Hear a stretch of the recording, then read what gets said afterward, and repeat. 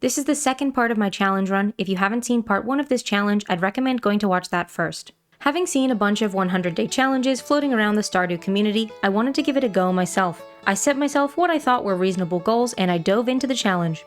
The first part of my challenge covered my progress during spring and summer, and this part will be autumn and winter, with the 100th day being winter 16th. Here's a quick recap of the things I wanted to accomplish during the challenge along with my progress on them so far. Number 1, complete the community center and the missing bundle. We've made decent progress in the community center, though obviously we're missing lots of seasonal goods right now. We also have caviar for the missing bundle and some ancient seeds in the ground. Number 2, max all skills. We're aiming for level 10 in every skill and currently have level 7 farming, level 5 mining, level 6 foraging, level 9 fishing, and level 4 combat. So a bit of progress to be made here for sure, with more than half of the challenge over already. Number 3, max hearts with spouse. We currently are in a relationship with Penny, with 9 out of a total 14 hearts. With Penny's birthday around the corner and lots of good gifts saved up, I'm not worried about this one. And number 4, one of every farm animal. We're starting fall with only cows and chickens so far, plus 1 barn upgrade, so still a few upgrades to get and animals to buy for this one. I suspect the void chicken and the dinosaur are going to prove particularly difficult. So all in all, a bit of a slow start on our goals, but there's still lots of time left in this challenge, so let's get going. There was lots of farm admin to do on the first day of fall. My rare seed and ancient seeds are growing, and then I gave most of my hard-earned cash to Pierre in exchange for new fall seeds, before spending the rest of the day getting set up for the new season. Fall 2nd was Penny's birthday, so we gave her a lovely gift which got us to 10 hearts. We also unlocked the big bulletin board, repaired the beach bridge, and did some biome balancing for Demetrius. The next day, Penny requested we meet her in the bathhouse after dark, so we spent a little time tending to the farm, and then tried to sell stuff to Pierre for some cash, forgetting that the shop is closed on Wednesdays, before just hanging around the lake until nighttime when it was time to meet Penny. We shared our first kiss, cute, and then popped to the mines to gather a bit of stone before heading to bed, basking in the glow of our budding romance. The next morning we got our deluxe barn started, then went to catch some fall fish since it was raining. I wanted to buy the mermaid's pendant as well, but I didn't have enough money after the barn upgrade. Thankfully, it was raining again the next day, so I got the mermaid's pendant and then proposed to Penny. We went to the mines to collect some more stone, then popped to the saloon to say hi to folks and turn in a quest with Gus. Back to sunny weather, which meant back to crop maintenance. We fished up a tiger trout, then continued with the biome balancing and crafted some more machines for artisanal goods. The next day we bought 2 duck eggs at the traveling cart, one of which is for incubating since it was much cheaper than buying a duck from Marnie, and then did a little bit of fishing for Willie. The 8th of fall was our wedding day, the start of our new life together with Penny. Plus, it was blackberry season, so after the nuptials, we collected lots of berries and returned Linus's basket. We also hit level 8 farming. The next day, we picked up an aquatic overpopulation quest to earn some money and spent a little time in the mines looking for crabs, which I got, before doing some midnight carp fishing. And we hit level 6 mining. On the 10th of fall, we got a pig that was named Schubert by chat. It was a priority to get a pig now so that it had time to mature and look for truffles before winter. I brought a pale ale to my mother-in-law, then completed the crab pot bundle without using a single crab pot, a fun goal I like to try in every playthrough I do. We finished the day with more late-night fishing. I went to get the big coop upgrade started and completed the fall crops bundle, earning us an extra bee house. We also spent a lot of time in fall foraging for resources on the farm and making progress in the mines. Penny made us a lovely Sunday breakfast, a bunch of our artisanal goods were ready to sell, and we went to gather more stone for our next building. The next morning, Penny gave us a star drop for reaching 12 hearts. Heck yeah! We also got our first gold star ancient fruit for the elusive missing bundle, and popped briefly to the mines for some stone so we could get our deluxe coop started the next day. We did a little fishing, looking for a good Grange display candidate, and got to level 10 fishing, our first max skill. Tuesday the 16th is the Stardew Valley Fair, so after tending to the farm, I headed into town to kick Pierre's butt with my killer Grange display. We also grabbed another star drop from the fair before calling it a day. The following day started with the usual farm maintenance. We explored new depths of the mines, which was slow since we only have a copper pickaxe at this point, and then I died, since I wasn't used to this level of enemies. Whoops. Then I just hung around the farm for the rest of the evening, where it was safer. The next day, our deluxe coop was ready, so I went to go buy a bunny from Marnie, but it was her clinic visit day. So instead we did some museum deliveries and then headed back to the mines. I left to try and drop my pickaxe off with Clint and just made it before he closed, and then did some fishing. The next day was more of the same in terms of farm admin and a little more fishing, but we did finally get our bunny, who was named Hoppity Bop by someone in chat, as well as getting a goat named Billy. Saturday the 20th yielded our first truffle and our duck egg hatched. Chat named the duckling Hoisin. We picked up our steel pickaxe, made some deliveries, then planned to do 2 sets of 4-day crops in the last week of fall. On Sunday, we did some cooking to complete Gus's bundle. We finally started getting some geodes opened and donated some of the things we got. We tried to make a bit of mining progress, but with not even a gold pickaxe, it was pretty slow going. Shane, who is technically my ex, sent some pepper poppers in the mail, which I ate to boost my farming level and harvest some crops. Sadly though, it didn't help me get the 5 gold star ancient fruit that I needed. Maybe if I'd done my math right and gotten a couple extra harvests from them, but oh well. We picked up the quest for Gus's massive omelet, and then went to catch the angler just for fun and for a little extra cash. And we got it! And also hit level 9 farming. Our apple tree bore its first fruit on Tuesday the 23rd. We brought a cave carrot for Marnie's goats, finally put some money into the vault bundles, and then headed to the mines to gather some ore for Clint. We also hit level 7 mining. The next day, I had to buy my last set of seeds from Joja Mart because Silly Pierre was closed. Then, I accidentally sold my good sword due to controller problems. Oops, what a day my character was having. We then headed back to the mines, completed the vault bundle, and hit level 6 combat. On Thursday, we just did errands and random tasks around the valley, but we did manage to get to level 8 foraging. We're definitely getting there on the skills. The final Friday of fall consisted of farm admin, including collecting eggs for Gus, setting some crops up in the greenhouse, getting some more geodes opened, and donating to the museum to try and unlock the sewer. Then we hit the mines. We even found some food in the bins outside the saloon. Listen, beggars can't be choosers, okay? And I'm struggling with this challenge. I need all the help I can get. The next day was crop maintenance, increasing our friendship with our animals, and setting up more kegs. I couldn't head to town since it was a festival day, so I went up to the mountains to look for dig spots before heading to the mines. I made it to level 110, sold my now spare boots at the Adventurers Guild, and did a little night fishing before heading to the Spirits Eve festival. We found that sweet golden pumpkin, which I sold, before calling it a night. On the last day of fall, we harvested whatever crops we could and checked the progress in our remaining skills. Heading into winter with level 9 farming, level 7 mining, level 8 foraging, and level 6 combat, it's not looking great.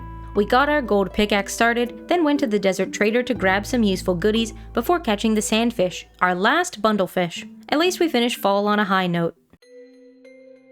Then it was the start of winter. RIP to my ancient fruit plants, you did your best.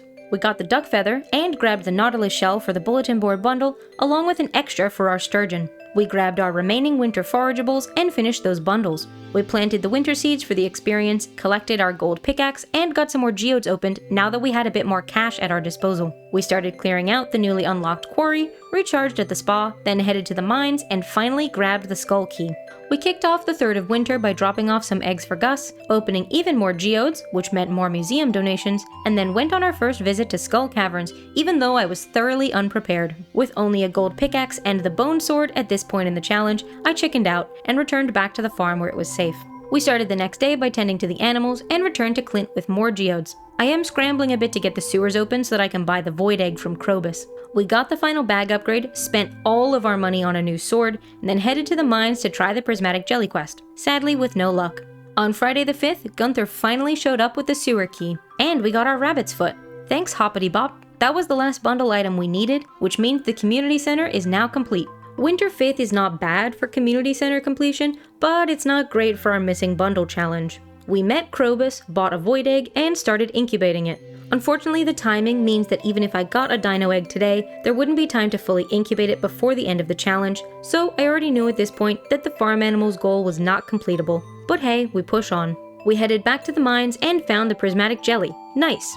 We also dealt with an infested level to boost our combat experience. We dropped the prismatic jelly off to the wizard the next day. We dealt with the usual farm admin, got Robin started on a stable, and then headed back to Skull Caverns with some food and our better sword in the hopes of a dinosaur egg drop. We stayed until we almost died, then spent our remaining energy in the quarry. On Sunday the 7th, the traveling cart was a bust, but we did bring some maple syrup to our new ursine friend. We sold some things to Pierre to get money for a sheep, our final barn animal, which was named Athena by someone in chat. Willie told us all about his old boat, which we'll subsequently be ignoring for the rest of the challenge. Unsurprisingly, the mountain dig spots are yet to yield us a dinosaur egg, but one can hope.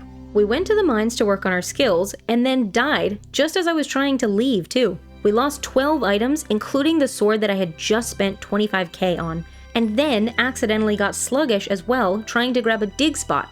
Oh gosh. The next day was not only a festival day, but I also woke up with very little energy, unsurprisingly. So I mostly loitered around the farm and the mountains before heading to bed early. I didn't even bother with the Festival of Ice. The next day we got a horse, named Horse by chat, and asked Marlin to get our sword back. Thankfully, recovering the sword only cost 500 gold. Phew. We popped to the woods for foraging experience, then snuck around the mines weaponless for a little bit. And bestie Marlin had delivered our sword by the next morning. Heck yeah. We tended to the winter seeds, popped down to the sewers to recover the dark talisman, and got a prismatic shard from one of the mutant bugs. Unfortunately, this prismatic shard needed to be saved for the missing bundle, even though I knew I couldn't even unlock it at this point. I'd need level 9 foraging to craft a rain totem, and that was looking unlikely, but I couldn't just give up on the missing bundle. We went for the golden scythe to level up our combat experience, and also picked up a ruby ring, which will be good for skull caverns since it increases attack power. We met the henchman blocking the path to the witch, and caught our gold star void salmon for the metaphorical missing bundle. It was a low luck day, so we avoided skull caverns and instead tended to the farm. Our void chicken hatched, which someone in chat named Quack. We fertilized some trees, then went back to the cave at the quarry and the mines for some more combat and mining experience. On Friday the 12th, the spirits were very displeased with us, so we decided to hang around Pelican Town again, focusing on our skills. There was nothing for us at the traveling cart, but we popped into the secret woods while we were over there. We worked on experience in the mines and completed a slay monsters quest for Demetrius. Thankfully, the next day, the spirits were very happy, so after quickly tending to the farm, we warped to the desert to take on Skull Caverns. We used a few staircases right off the bat to get down to some potential dino floors. Attempting this with a gold pickaxe obviously isn't ideal, but I didn't have the time or resources for an iridium one, so we make do. We were working on gaining some experience and keeping our eyes peeled for a Pepper Rex. By midnight, we hadn't even seen a single dinosaur, but we did manage to snag a second prismatic shard. We warped back to the farm unsuccessful, and then accidentally passed out outside because I got distracted. But all good. We did manage to hit level 9 mining though. Yes! In the last few days of the challenge, we were all in on skills and dino eggs. We briefly checked the traveling cart for one final time, quickly checked in on the animals, and then headed to the desert again. We got the galaxy sword with our spare prismatic shard, and after all that fuss with the lava katana too. Then we hit Skull Caverns again, this time with neutral luck. I at least remembered to use my bombs this time though. Not a single dinosaur to be found once again, despite almost dying and staying out late, so we warped home. We did hit level 8 combat for our trouble though, so that's something. We started our penultimate day with farm chores before spending the day in Skull Caverns. I did feel like the game was punishing me for leaving the desert and Skull Caverns so late into the challenge. We finally at least found a dinosaur though. It didn't drop an egg, but it's something, right? We skipped the night market to stay in the desert, plowed through our food in pursuit of this egg, but sadly went home empty-handed again. The final day of the challenge started in the same old way, by, you guessed it, tending to the farm, and trying to get at least one more skill to level 10, which we did actually manage to do with our farming chores. Pam dropped us off at the desert for the day. We were starting to run out of food and had had no luck so far. We did find an auto grabber in a treasure room, which is cool, but not super useful to us sadly. At 11 p.m. on the final day, I found my first and only prehistoric level. There were only 2 dinosaurs and sadly, neither dropped an egg. We decided to just stay until we passed out, finding another couple of dinosaurs but still not getting that dinosaur egg. Eventually, 2 a.m. hit, and that is how our challenge ended. Forced to go home, unsuccessful once again. So, how did I do on the goals I'd set myself? Well, we completed the community center at the beginning of winter. We didn't officially unlock the missing bundle, but I did manage to at least collect a prismatic shard, caviar, a gold quality void salmon, and 2 of the 5 required gold star ancient fruit. So, not bad for only 100 days. In terms of maxing out our skills, we did hit level 10 in farming and fishing. We finished the challenge with level 9 in mining and level 8 in foraging and combat. Combat and mining are generally my lowest skills when I play Stardew Valley, especially combat, so I am unsurprised with the status of those, but I am surprised by foraging. I thought we would get there more easily by just getting the resources we needed for all the buildings, etc. Oh well. We hit max hearts with Penny a little while ago, so an all-round 100% success on that goal. Hell yeah. For the goal of getting each type of farm animal, we are only missing the dinosaur, which in hindsight I really should have prioritized better, but alas. Gold was a big setback for me during this challenge, which meant I couldn't unlock the desert as early as I maybe should have, and I should have focused on setting up some income for myself early on. Between the vault bundle, all of the building upgrades, and lots of other smaller purchases, not to mention our 25k sword, I ended up needing a lot of gold during this challenge, and that was a real obstacle. So we only managed to fully complete one of the 4 goals, but we did make decent progress on the other 3. I could have definitely planned for these a bit better, but hey, it's a learning experience. Either way though, I did have a lot of fun doing the 100 days challenge, even though it was stressful at times, and I am glad I chose to take part. Thank you all so much for taking the time to watch these videos. If you enjoyed, be sure to leave them a like. I don't know if I'll ever do a 200 days challenge in Stardew or any other challenge runs, but be sure to subscribe if you don't want to miss out on those in the future. For more content from me, you can of course also find me over on Twitch a few days a week or on my VODs channel. Thank you so much for spending some time with me today. As always, make sure you're staying hydrated and taking care of yourselves, and I will see y'all again soon. Bye everyone!